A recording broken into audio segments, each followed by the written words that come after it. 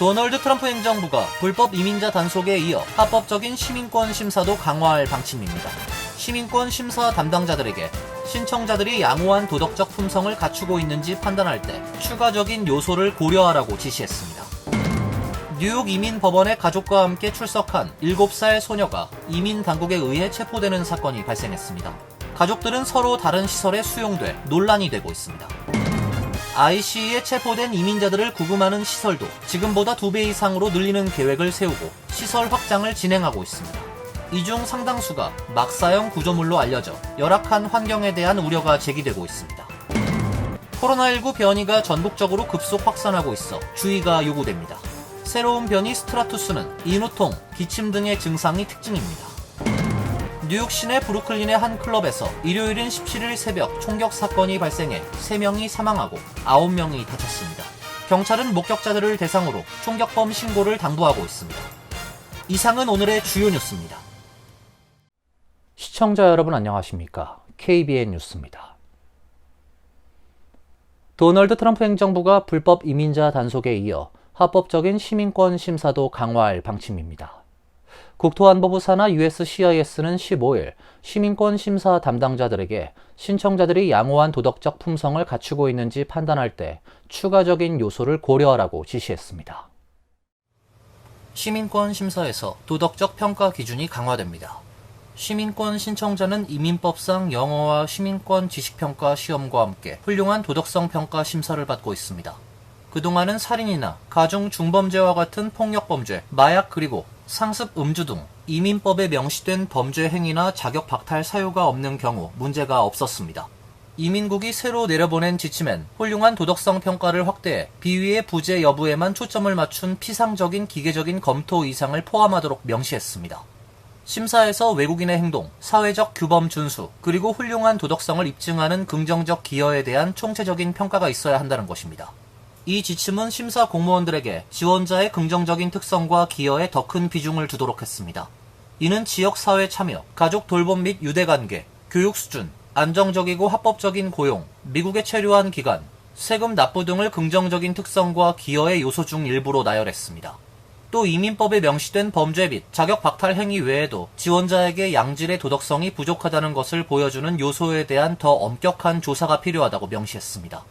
이민국은 이러한 행위 중 일부로 무모하거나 상습적인 교통 위반, 괴롭힘 또는 공격적인 권유를 들었습니다. 미납 세금이나 자녀 부양비 납부, 지역사회로부터 지원서 수령 등 불법 행위에 연루되었는지도 평가합니다. 이민국 수석 대변인 매튜 트레거선은 이 지침은 트럼프 행정부가 미국 이민 시스템의 성실성을 회복하기 위한 또 다른 노력이라고 말했습니다. 이민국에 따르면 지난 10년 동안 매년 60만에서 100만 명이 시민권을 얻었습니다. 뉴욕시에서 7살 소녀가 이민 당국에 의해 체포되는 사건이 발생했습니다. 가족과 함께 이민법원에 출석했다 체포됐는데요. 가족이 서로 다른 수용소로 이송됐습니다. 캘리포니아에선 단속 과정에서 차량에 총격을 가해 논란이 되고 있습니다.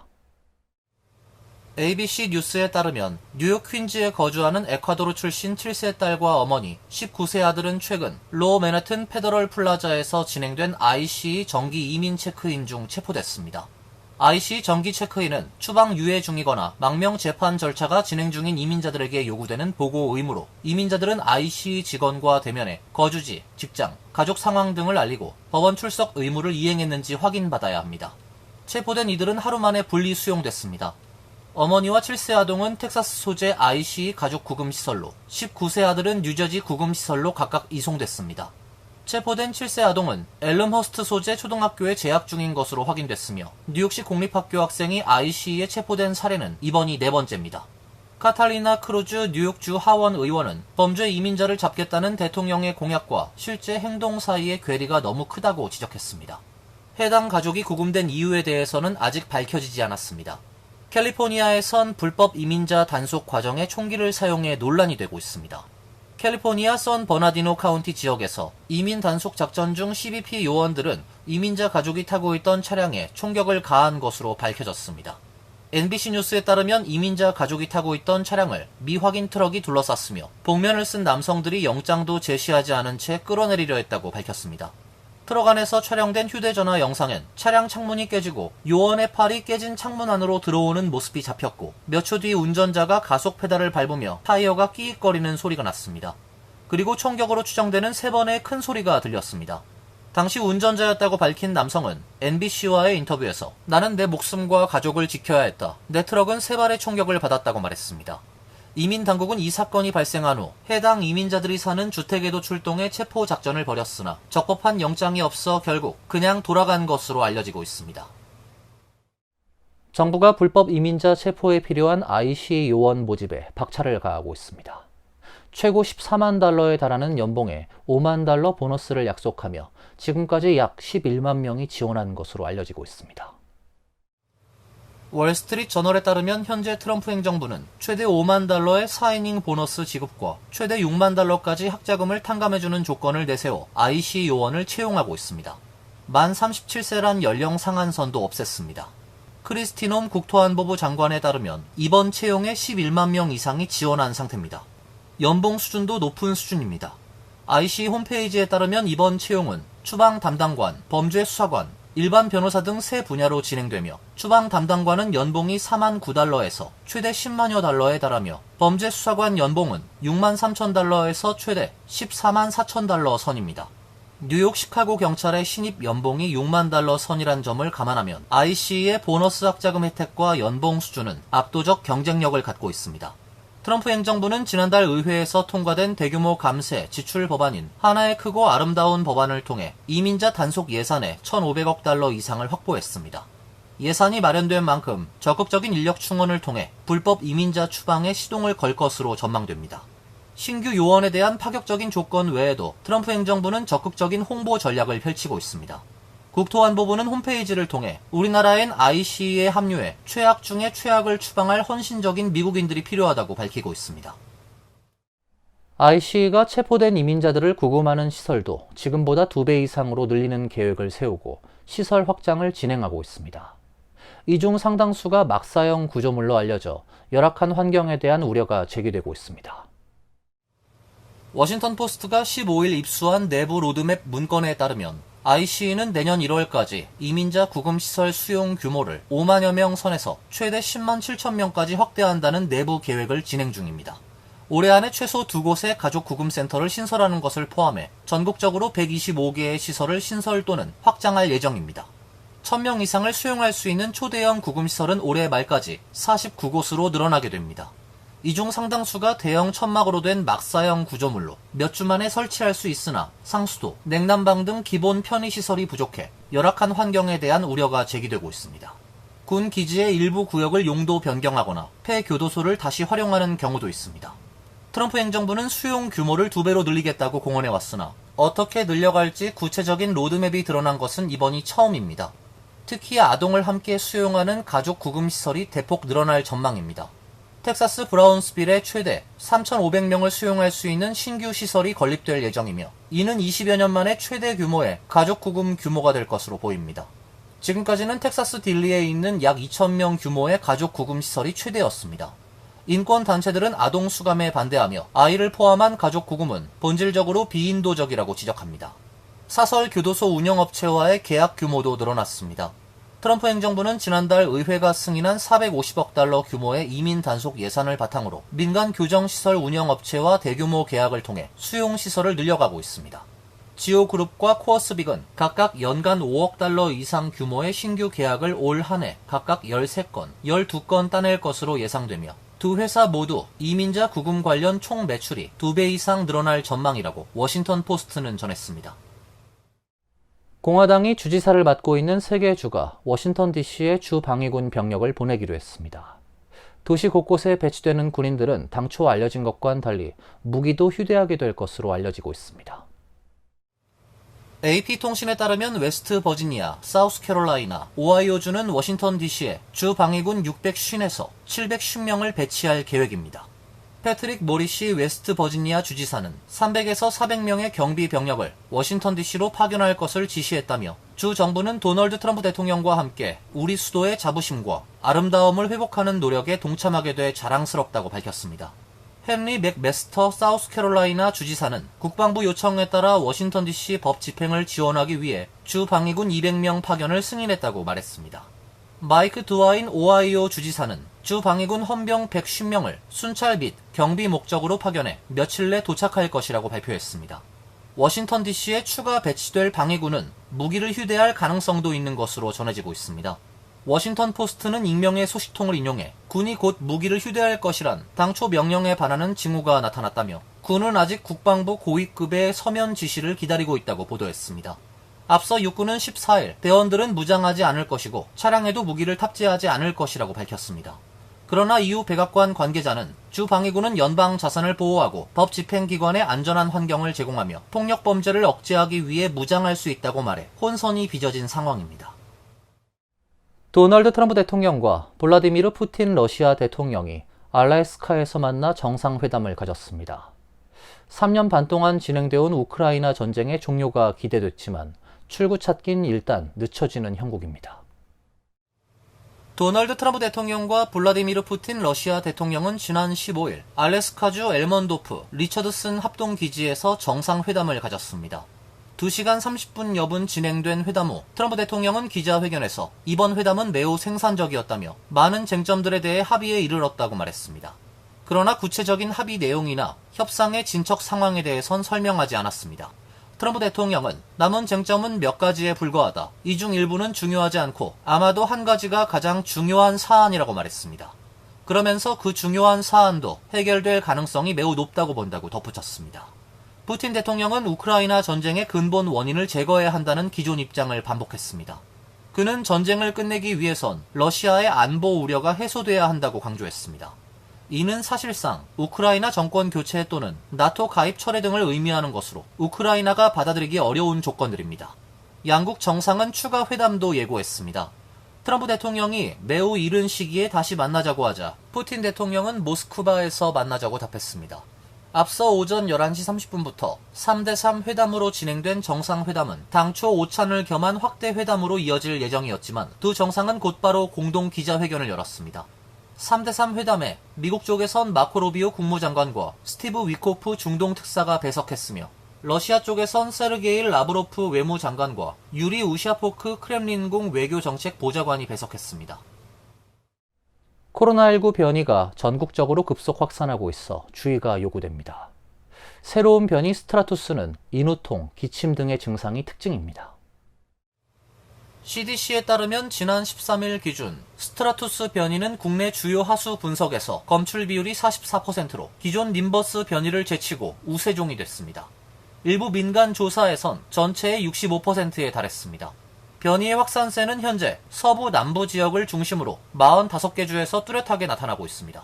쉰 목소리를 동반하는 스트라투스 변이의 증상으론 인후통, 기침, 코막힘, 발열, 호흡곤란, 미각, 후각 상실, 피로, 두통 등이 있습니다. 스트라투스 변이는 올해 1월 동남아시아에서 처음 발견돼 인도 등에서 확산한 뒤 지난 3월에 미국에서 처음 보고됐습니다. 세계보건기구는 전파력은 높지만 중증 위험은 낮음으로 평가하며 이를 감시 대상 변이로 분류했습니다. 최근 여름철 유행이 본격화하면서 코로나19로 인한 응급실 방문과 입원이 모두 늘고 있으며 특히 12세 미만 어린이 환자가 증가했습니다.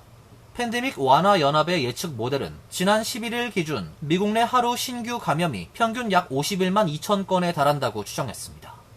전문가들은 여행, 접촉 증가, 면역 감소, 새 변이 출현이 여름, 겨울 반복 유행의 주요 원인이라고 분석했습니다. CDC와 WHO는 현재 사용 중인 백신이 스트라투스 변이에 여전히 효과가 있다고 밝혔습니다. 전문가들은 백신 접종, 증상 시 검사, 마스크 착용, 거리 두기 등 기본 방역 수칙 준수를 당부했습니다. 뉴욕 시내 브루클린의 한 클럽에서 일요일인 17일 새벽 총격 사건이 발생해 3명이 사망하고 9명이 다쳤습니다. 경찰은 목격자들을 대상으로 총격범 신고를 당부하고 있습니다. 뉴욕 경찰은 어제 새벽 브루클린 크라운 하이트 소재 테이스트 오브 더 시리 라운지 클럽에서 총격 사건이 발생해 3명이 사망하고 9명이 다쳤다고 밝혔습니다. 19세 남성 1명은 현장에서 사망했고 35세, 27세의 사망자는 병원으로 이송된 다음에 숨졌습니다. 부상자들은 병원에서 치료를 받았으며 생명이 위험할 정도의 중상은 아닌 것으로 알려지고 있습니다. 사건은 새벽 3시 30분쯤 말다툼 끝에 최다 4명이 총격을 시작한 것으로 추정하고 있습니다. 경찰 수사관들은 현장에서 9mm와 탄피 최소 42개와 45구경 칼리버 총을 발견했고 근처 길거리에서 또 한 개의 총을 발견했다고 밝혔습니다. 에릭 아담스 뉴욕시장은 총격 사건에 대해 이것이 바로 우리가 시내에서 총기를 축출하려고 애쓰는 이유라고 말하고 뉴욕에서 이처럼 폭력이 정상적인 일상의 사업처럼 되풀이되는 것을 원할 사람은 없다고 밝혔습니다.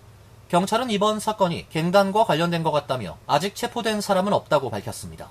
시민들 중 누구든 이번 총격 사건에 관한 정보를 알고 있는 사람은 뉴욕시경의 범죄방지단에 제보해달라고 당부했습니다. 이어서 간추린 소식입니다. USCIS가 영주권 신청 자녀의 에이지아웃 계산 기준을 변경했습니다. 그동안은 부모를 통한 영주권 신청 시 자녀의 나이는 서류 준비 시작 가능일을 기준으로 계산됐습니다.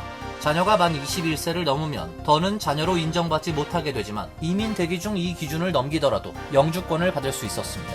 하지만 USCIS가 15일부터 이 정책을 폐지한다고 밝힘에 따라 비자 발급 우선일자로 계산 기준이 바뀌게 됩니다. 이에 따라 장기간 대기 중인 이민 가정 자녀들이 만 21세를 넘겨 자격을 잃을 위험이 커졌습니다. 다만 해당 규정은 소급 적용되지 않아 15일 이전에 I-485를 접수한 경우엔 기존 기준이 적용됩니다. 지난 6월 외국인 투자자들의 미국 국채 보유 규모가 9조 1,300억 달러로 사상 최대를 기록했습니다. 5월에 9조 500만 달러에서 증가한 규모입니다. 외국인의 미국 국채 보유액이 6월까지 4개월 연속 9조 달러를 넘어섰으며 작년 6월과 비교하면 약 1조 달러가량 늘어난 수준입니다. 거래 기준으론 6월에 순유출이 나타났습니다. 5월엔 1,470억 달러가량의 미국 국채 순매입이 있어 2022년 8월 이후 최대 유입을 기록했으나 6월엔 50억 달러의 순유출이 발생했습니다. 6월에 거래 금액 순유출이 있었음에도 불구하고 외국인의 미국 국채 보유액이 늘어난 것은 국채 가격이 상승했기 때문으로 풀이됩니다. 국가별론 일본이 6월에 1조 1,470억 달러어치를 보유해 미국 국채 최대 보유국 지위를 유지했습니다. 2위는 영국, 3위는 중국입니다.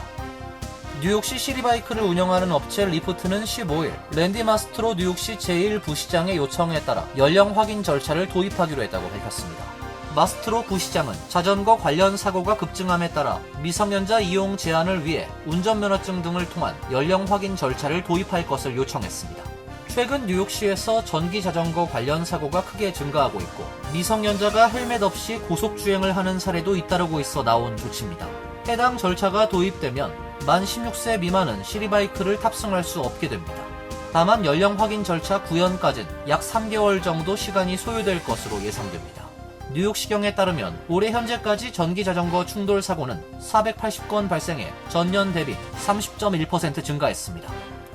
뉴저지 주 정부의 재산세 환급 프로그램을 통한 통합신청서 작성 지원 행사가 오는 28일 오후 12시부터 4시까지 뉴저지 티넥에서 열립니다.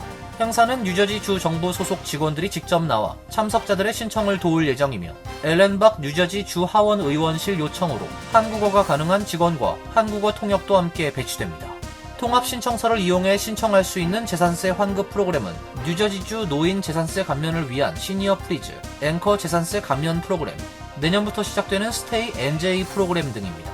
현재 서류 작성 행사에는 예약 없이 현장 방문이 가능하며 사진이 있는 신분증과 본인의 사회보장번호를 지참하고 방문하면 됩니다. 환율과 증권 소식입니다.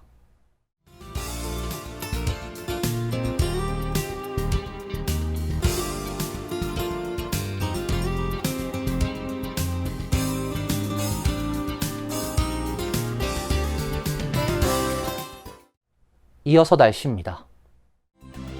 내일은 대체로 맑은 날씨가 예상됩니다. 낮 최고 기온 76도, 섭씨 24도, 밤 최저 기온은 66도, 섭씨 19도로 예상됩니다. 수요일과 목요일도 약간 구름이 끼는 대체로 맑은 날씨가 되겠습니다. 수요일 오후엔 한 차례 소나기도 예상됩니다. 이상으로 KBN 뉴스를 마칩니다. KBN과 함께 즐거운 시간 되시길 바랍니다. 미 동부 최대 한인방송 KBN이 제작하는 KBN 뉴스는 웹사이트 mykbn.com 그리고 유튜브와 페이스북에서 다시 보실 수 있습니다. 좋아요, 구독, 알림 설정은 뉴스 제작에 큰 도움이 됩니다.